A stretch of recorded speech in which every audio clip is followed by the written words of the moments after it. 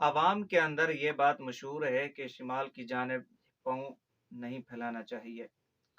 عوام کا یہ خیال ہے کہ شمال کی جانب چونکہ قطب ہے، لہٰذا قطب کی جانب اگر کوئی بندہ پاؤں پھیلا کر بیٹھتا ہے، سوتا ہے یا لیٹتا ہے تو عوام اس کو نہایت برا سمجھتی ہے۔ جس وقت مکانوں میں چار پہیاں رکھی جاتی ہیں، بسترے لگائے جاتے ہیں، تو اس بات کا پورا اہتمام کیا جاتا ہے کہ شمال اور مغرب کی جانب پاؤں نہ آئیں۔ جو سرہانے والی جانب ہوتی ہے وہ شمال اور مغرب کی جانب کر دیتے ہیں۔ شرعی طور پہ ہم دیکھیں تو مغرب کی جانب یعنی قبلہ شریف کی طرف پاؤں پھیلانا، سونا یا لیٹنا یقیناً بے ادبی اور محرومی ہے۔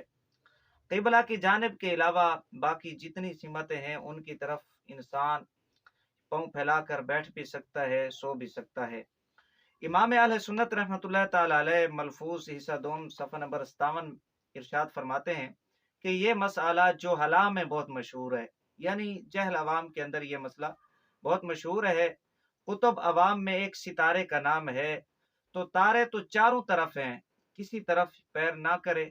امام اہل سنت رحمۃ اللہ تعالی علیہ یہ فرماتے ہیں کہ قطب ستارے کی وجہ سے اگر شمال کی جانب پاؤں پھیلانا درست نہیں ہے، منع ہے، تو ستارے ہر جانب ہیں، مشرق کی جانب بھی ہیں، جنوب کی جانب بھی ہیں، تو پھر چاہیے کہ وہ اس طرف بھی اپنے پاؤں کو نہ پھیلائے، نہ سوئے اس طرف اپنے پاؤں پھیلا کر۔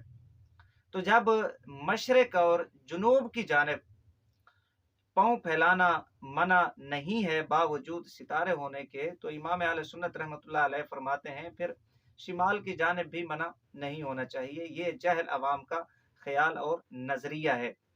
ہاں، مسلمانوں کا جو قبلہ اول بیت المقدس ہے یا مدینہ شریف ہے، تو صلحاء کو یہ چاہیے کہ وہ از روئے تقوی ان کی جانب پاؤں نہ پھیلائے، کیونکہ یہ شاعر اسلام